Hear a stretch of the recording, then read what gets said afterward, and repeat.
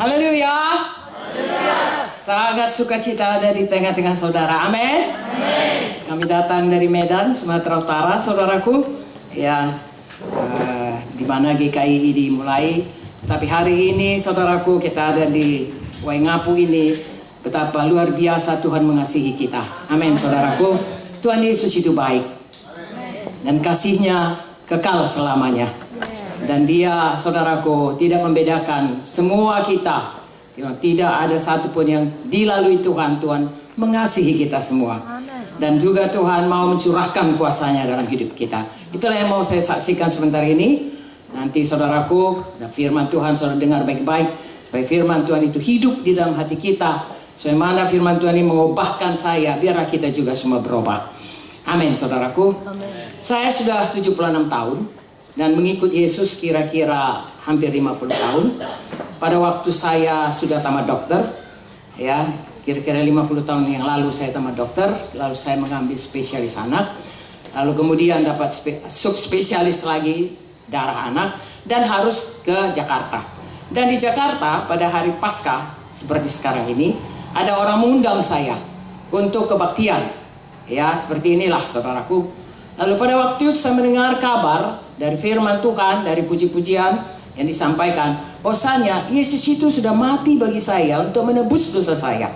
Saya sudah ke gereja, tetapi saya hanya mengikuti upacara gereja dan merasa itu sudah cukup. Tetapi banyak hidup saya mengalami tragedi, pertanyaan yang tidak bisa dijawab, dan khawatir dan lain sebagainya. Dan saya tidak tahu bagaimana menghadapinya. Sampai hari itu saya mendengar kabar bahwa Yesus itu sangat mengasihi saya, bahkan mati bagi saya, menyerahkan nyawanya, disiksa dan disalibkan hanya untuk saya. Saya waktu itu, waktu saya sungguh dijamah Tuhan, dan saya berseru pada waktu itu dan berkata, Yesus Tuhan, Engkaulah juru selamat, penebusku. Mari Tuhan, tolong saya, ampuni saya, berkati saya. Oh Tuhan, ubahkan hidup saya. Karena saya merasa saudaraku hidup saya, walaupun saya sudah tamat dokter, saya sangat merasa sedih. Karena saya baru kehilangan ibu saya, 3 bersaudara, 3 meninggal dalam tempo 2 tahun.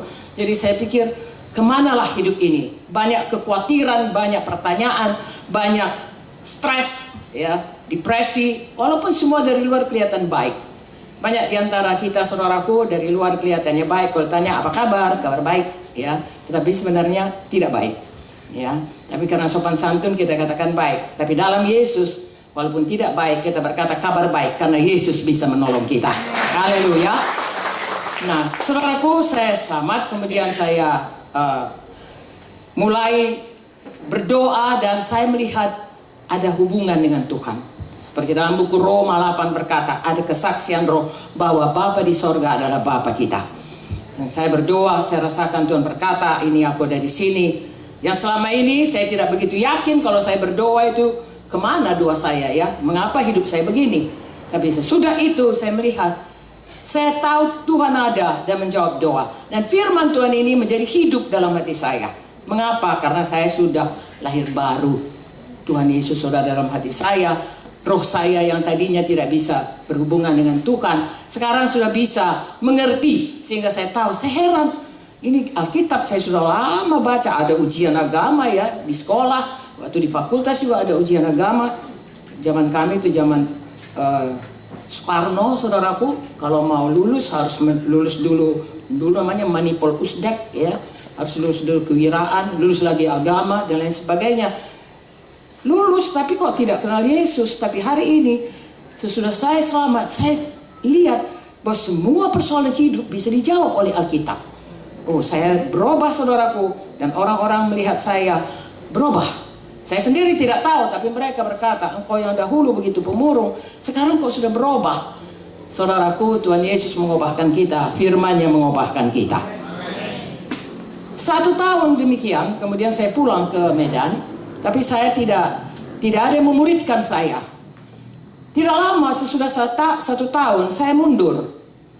Saya masih membaca Alkitab, tetapi mundur. Mengapa? Karena firman Tuhan berkata dalam perintah agung, kita harus diinjili, tapi juga harus dimuridkan. Tidak ada yang memuridkan saya. Sampai satu waktu teman saya, adik dari Bapak Munti, datang kepada saya, kamu datang saja ke gerejaku. Mengapa? Di sana ada baptisan Roh Kudus. Roh Kudus, saya katakan ya, saya percaya Allah Bapa, Allah Anak, dan Allah Roh Kudus. Tetapi kalau kamu terima Roh Kudus, hidupmu pasti berubah, diberkati. Kalau dia katakan diberkati bagaimana? Kamu bisa kaya. Saya bilang kaya, saya nggak kekurangan, karena papa saya selalu membiayai saya dari mulai sampai sekolah sampai saya semua dia membiayai. Jadi saya tidak berpikir hal itu. Saya tidak perlu itu, namanya rohani, Ani. Lalu dia katakan, kamu gak sembuh kalau sakit. Aku gak pernah sakit. Padahal itu benar, saudaraku. Kalau ikut Yesus, saudaraku, memang kita akan diberkati, akan disembuhkan. Amen. Tapi bukan itu kebutuhan saya yang terutama. Sampai satu kemudian dia berkata, kamu akan dapat kuasa. Wow, saya pikir dapat kuasa itu saya perlu. Kelihatannya hidup saya tidak berkuasa, ya. Keadaan yang menekan saya tidak pernah bisa mengatasinya, selalu jatuh di dalam khawatir, ya. Dan walaupun saya tahu firman Tuhan ini, saudaraku, tetapi ya sebelum tamat khawatir bagaimana tamat, sesudah tamat khawatir bagaimana dapat kerja, sesudah dapat kerja khawatir bagaimana kerjaan supaya berhasil. Memang ada firman berkata jangan takut, tapi nyatanya saya takut. Jadi saya pikir saya perlu kuasa itu.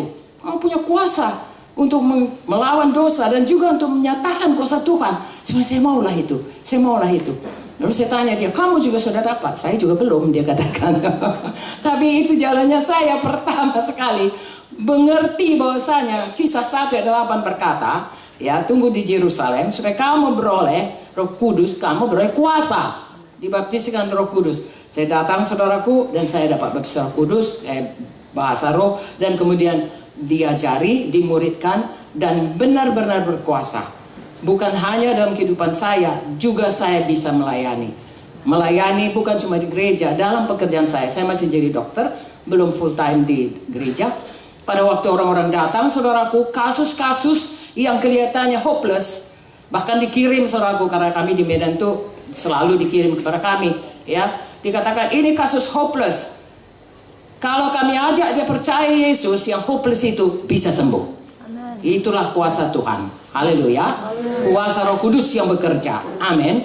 Dan kemudian saya melayani dengan Bapak Munte, saudaraku. Ya, saya menikah dengan Pak Munte. Dia juga, kami sebenarnya sama-sama tamat SMA. Ibu kami juga sekelas, kami juga sekelas. Ya, saudara-saudara kami 7 bersaudara juga sekelas. Jadi kami kenal dari kecil. Saudaraku, saya heran. Dia orangnya ganteng, dia orang tukang pesta. Begitu selamat, begitu seperti kesaksian anak-anak muda tadi, hidupnya berubah. Dan orang berkata dia sudah gila, karena gila agama. Saya heran, saudaraku, karena saya kenal dia, kenapa dia berubah. Tetapi Tuhan membuat sedemikian rupa, memimpin jalan kami. Akhirnya kami menikah dan bersama-sama melayani dengan kasih dan kuasa Tuhan. Haleluya. Desa demi desa, saudaraku, di seluruh Sumatera Utara sudah berdiri, dan sekarang ini GKI ada di seluruh provinsi di Indonesia. Semua ada di provinsi, mulai dari Aceh sampai ke Merauke, sampai ke Jayapura, Sentani, saudaraku, yang Manokwari, Sorong, Raja Ampat, semuanya ada. Karena, saudaraku, sesudah kami mengikut Tuhan, kami selalu beritakan, saudaraku, kuasa Tuhan. Dan anak-anak muda terutama, semua mau ikut Tuhan Yesus, semua mau ikut di belakang. Itulah kerinduan saya hari ini, walaupun saudara tidak banyak. Anak-anak muda, tidak terkecuali orang tua, mari semua melayani Tuhan. Mari terima kuasa Roh Kudus itu. Dengan kekuatan sendiri kita tidak sanggup. Firman Tuhan berkata dalam Zakaria 4:6, bukan dengan kuat, bukan dengan gagah, melainkan oleh Rohku juga. Dan kalau kita terima Roh Kudus, kamu akan menjadi saksiku, kata Tuhan, di Yerusalem, Judea, Samaria, sampai seluruh bumi. Haleluya. Ya, saudara bisa keliling dunia untuk memberitakan Injil. Amin, saudaraku. Dan saya bersyukur, saudaraku, setiap kali anak muda, baik juga orang tua, baik orang-orang yang datang ke Medan, saya melihat pulang dari Medan semua jadi hamba Tuhan. Baik dia dari luar negeri, baik dari Indonesia. Satu orang anak muda, saya tidak usah sebut namanya, tapi saudara pasti tahu. Dia seorang yang pintar sekali, tamatan ITB, saudaraku, dapat cum laude, ya, karena pintarnya, saudaraku. Papanya seorang pendeta. Lalu kemudian satu hari sudah dia tamat, ya, papanya ini kenal dengan seorang kaya, seorang jutawan di Jakarta. Lalu dia katakan kepada bapak ini, tolong pekerjakan anak saya. Lalu kemudian bapak konglomerat ini, boleh Pak, dengan satu syarat, tinggal 1 bulan di rumah Pak Munte di Medan. Dia di Jakarta, tampaknya dari Bandung, ITB.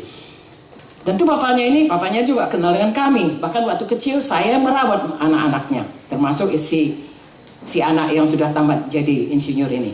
Lalu kemudian dia datang ke rumah kami, tinggal di rumah kami sebulan. Kami hampir tiap malam, seperti Bapak Agus Leo, tiap malam menginjil ke desa-desa, ke kota-kota, saudaraku. Dan dia ikut, biarkan saja dia ikut selama 1 bulan, saudaraku, ya, ikut ke kampung-kampung, tidak ada penerangan, tidak ada apa semuanya, dia jalan kaki dan lain sebagainya, saudaraku. Seperti kata Bapak hari ini, penolakan, penerimaan, semua jadi. Tapi dia ikut. Sudah 1 bulan dia pulang, saudaraku, ke Jakarta, bertemu dengan Bapak konglomerat. Lalu kata Bapak itu bagaimana? Dia katakan, mau kerja? Tidak, saya mau jadi hamba Tuhan. Dan sekarang dia hamba Tuhan, saudara, yang banyak anggota di Jakarta. Bukan itu saja, seluruh dunia kalau datang ke Medan, pulang semua jadi hamba Tuhan. Hari ini kami datang ke Sumba, saudara semua jadi hamba Tuhan. Karena Tuhan itu Tuhan yang mengasihi, Tuhan yang penuh dengan kuasa, kasihnya dan kuasanya tidak berubah. Dahulu, sekarang, sampai selama-lamanya. Dan Tuhan panggil kita semua untuk memberitakannya. Tidak ada yang kebetulan kita hadir di sini. Haleluya, saudaraku. Ada rencana Tuhan dalam hidup kita. Hanya sekali hidup, saudaraku. Saya masih berasa, saya tamat SMA, umur 17 tahun, kira-kira baru kemarin itu. Tiba-tiba saya sudah 76 tahun. Tidak tiba-tiba, ya. Tapi begitulah cepatnya waktu itu. Tapi ada satu masa kekekalan yang lama. Sesudah kita meninggalkan dunia. Dan masa kekekalan kita itu ditentukan bagaimana kita hidup selama kita ada di dunia ini. 70 tahun, 80 tahun, atau 120 tahun. Dan selama itu, kalau kita hidup seperti di dalam Alkitab ini, apapun talenta kita kerjakan. Tuhan berkata, baiklah perbuatanmu, hai hambaku yang baik dan setia. Kau setia perkara kecil, aku berikan kepadamu kuasa yang lebih besar lagi. Ada kerajaan yang kekal, saudaraku. Mari saudaraku, kita bersungguh-sungguh hati mengikut Tuhan. Mari penuh selalu dengan kuasa Tuhan. Mari ikut melayani. Mari ikut mau dimuridkan untuk melayani. Haleluya. Dimanapun saudara, kapanpun saudara, bagaimanapun keadaan saudara, ada rencana Tuhan bagi saudara, ada panggilan Tuhan bagi saudara. Tidak ada yang kebetulan. Dan panggilan yang sebenarnya adalah untuk berbuah, untuk membawa jiwa-jiwa kepada Tuhan. Dan kalau lebih lagi untuk membangun gereja yang manapun itu, saudara, genapi panggilan Tuhan bagi saudara. Terima, saudaraku, kuasa Tuhan dalam hidup saudara. Kasih Tuhan yang menyelamatkan saudara dan memberkati saudara. Tidak ada satupun saudaraku yang mengikut Tuhan tambah miskin, tidak. Semua tambah diberkati, amin. Tidak ada yang tambah sakit, semua tambah sehat, tambah panjang umur, haleluya. Tadi dikatakan oleh Brian, saudaraku, sebenarnya berapa minggu yang lalu, ya hari Jumat, saudaraku, saya tiba-tiba sakit. Kemudian saudaraku dibawa ke rumah sakit dan dokter berkata, bukan hari Jumat, hari Senin ya. Lalu saya Selasa ke Malaysia, kemudian dokter berkata harus dioperasi, ya. Didoakan oleh klien semua di NTT juga. Bapak Agus Leo bahkan datang dengan hamba Tuhan dari Pekanbaru dan dari Padang, saudaraku, dan berdoa. Dan saudaraku, hari Jumat saya dioperasi. Hari Minggu kami sudah kebaktian sama-sama dengan Bapak Agus, saudaraku. Sudah ketawa-ketawa dan bersuka cita. Ya, hari Minggu berikutnya saya sudah khotbah di Medan. Dan hari ini saya sudah ada di sini. Tuhan Yesus baik. Ya, kuasanya tidak berubah. Amin. Dia akan sampaikan kita pada umur kita, genapi umur kita, panjang umur. Tuhan berkata, haleluya. Saya harap hari ini saya boleh memberkati saudara. Kalau saya yang sudah tua ini pun ditolong Tuhan. Hai anak muda, sambut panggilan Tuhan. Jadilah hamba Tuhan. Ya, untuk kemuliaan bagi nama Tuhan. Haleluya. Adakah saudara diberkati? Maukah saudara berseru kepada Tuhan Yesus? Mari kita angkat tangan kita. Tuhan Yesus, saya percaya Engkaulah juru selamat, mengampuni semua dosa saya. Saya terima Engkau masuk dalam hatiku, Tuhan. Penuhkan saya selalu dengan Roh Kudus-Mu, dengan kuasa-Mu, dengan kasih-Mu. Pakai saya Tuhan, jadi hamba-Mu. Berkati saya Tuhan, tolong saya Tuhan. Sembuhkan penyakit saya, bebaskan saya, jadikan saya hamba-Mu yang setia. Saya berdoa dalam nama Yesus. Amin. Tuhan memberkati saudara. Haleluya. Haleluya. Saya serahkan kepada selanjutnya Joyce.